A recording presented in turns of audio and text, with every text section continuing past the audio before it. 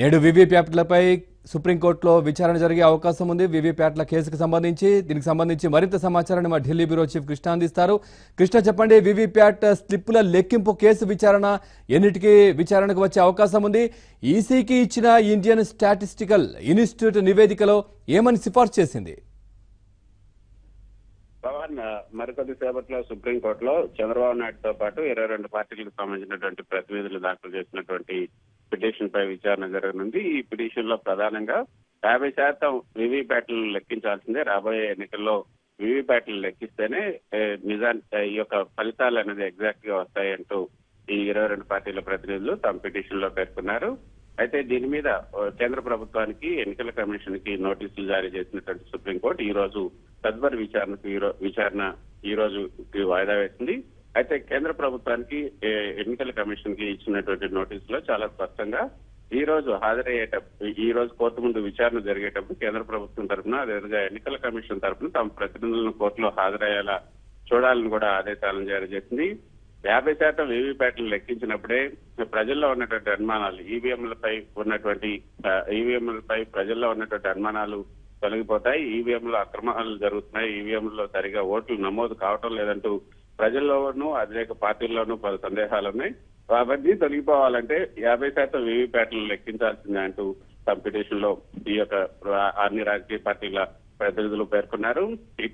అంతకు ముందే అంటే ఫిబ్రవరి 1వ తేదీనే అన్ని రాజకీయ పార్టీలు కేంద్ర ఎన్నికల కమిషన్ ను కలిసి తమ వాదనను వినిపించినప్పటికీ ఎన్నికల కమిషన్ పట్టించుకోలేదు. దీనిపైన గతంలో సుప్రీంకోర్టు ఇచ్చినటువంటి తీర్పు చాలా స్పష్టంగా ఉంది. కాబట్టి తామేమీ చేయలేమని కూడా ఎన్నికల కమిషన్ చెప్పింది. గతంలో అనేక కేసుల్లో ఇచ్చినటువంటి సుప్రీంకోర్టు తీర్పుల్లో 1% అంటే 0.01% ఏదో ఒక నియోజకవర్గంలో, ఏదో ఒక బూత్ లో ఒక వీవీప్యాట్ లెక్కిస్తే సరిపోతున్నట్టు గతంలో ఎన్నికల కమిషన్ కేంద్ర సుప్రీంకోర్టు ఆదేశాలను జారీ చేసింది. ఆ ఆదేశాలను సవరించాలంటూ ప్రధానంగా ఈ రోజు పిటిషన్ లో పేర్కొన్నారు. ఆ ఆదేశాలను సవరించడంతో పాటు 50% వీవీప్యాట్ లెక్కించాలి. ఏదైతే ఇప్పుడు 22 పార్టీల ప్రతినిధులు పిటిషన్ దాఖలు చేశారో ఈ మొత్తం రాజకీయ పార్టీలన్నీ కూడా దేశంలో ఉన్నటువంటి 70 నుంచి 75% ప్రజలకు ప్రాతినిధ్యం వహిస్తుంది. కాబట్టి ఇంత మొత్తంలో ఈ యొక్క విజ్ఞప్తి వస్తున్న నేపథ్యంలో ఖచ్చితంగా కేంద్ర ఎన్నికల కమిషన్ గతంలో తాము తీసుకున్నటువంటి నిర్ణయం ఏదైతే ఒక వీవీప్యాట్ మాత్రం ఒక నియోజకవర్గంలో ఒక వీవీప్యాట్ ను లెక్కించాలంటూ గతంలో ఇచ్చినటువంటి మార్గదర్శకాలు, ఎన్నికల కమిషన్ ఇచ్చినటువంటి మార్గదర్శకాలను సవరించుకోవాలి.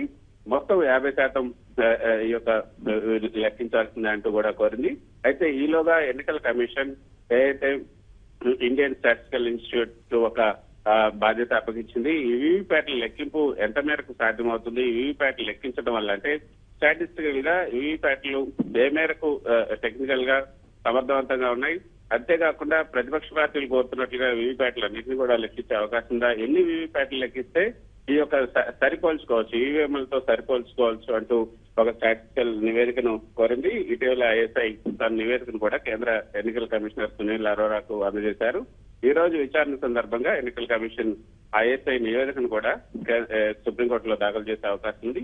ఈ రోజు ఒక కీలకమైనటువంటి తీర్పు వచ్చే అవకాశం ఉన్నట్లుగా కూడా మనకు న్యాయ నిపుణుల నుంచి అందుతున్నటువంటి సమాచారం. ఇటు 50% సాధ్యమవుతుందా లేదా, లేకపోతే కొంత 50% కాకుండా కేవలం 25% మేరకు ఏమైనా చేస్తే బాగుంటుందా అన్న వాటన్నిటిపై కూడా ఈ రోజు ఒక స్పష్టత అయితే వచ్చే అవకాశం ఉంది. Pawan, right, thank you Krishna.